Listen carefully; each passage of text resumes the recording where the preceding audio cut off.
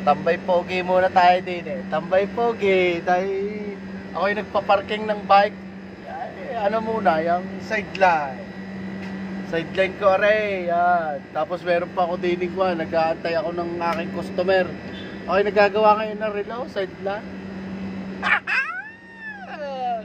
Kumusta ka kayong lahat? Kumusta ka? Ay, aray naman. Ayos lang naman si Kabatang ng Doha din eh. Nakita ng sideline. Alam niyo kung magkano ang ano din eh? Ang parking ng bike. 20 real. 1 minuto.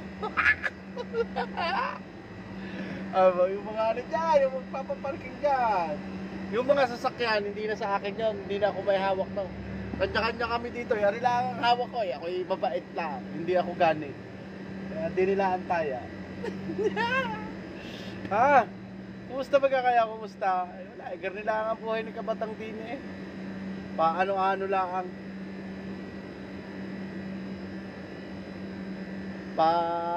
Parking na. Nahanap pa tayo ng customer. Alam nag-aaray. 1, 2, 3, 4, 5, 6, 7, 8. 8 pa eh. Pasyambaray. Wala pa sa kuta eh. Wala pa sa kuta kay naman ako. Kasi na yung mga nagkukuntiyo. Siguro. Basta, don't forget to like and subscribe mga Kabatang ng Doha. Para lagi kayong update sa kanya kung walang kakwenta-kwentang video. Aba, tambay ano na, hindi na eh. Aba, kahanap to. Diyos ko po. Mamaya, hindi na makakatambay din eh. Kagaling at kalo. Kung aray sa Batangas eh, aray meron ng kuwan. Baka kuya ako yung nagkarni. May nakatuloy na din yung isang 4.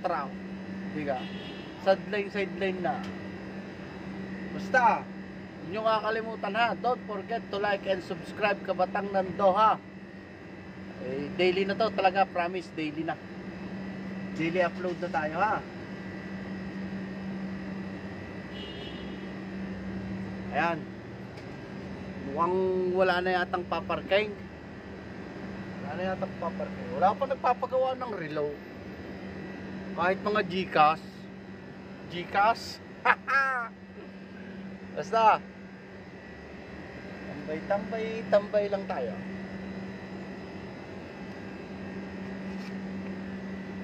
Ayan. Shout out sa inyo lahat.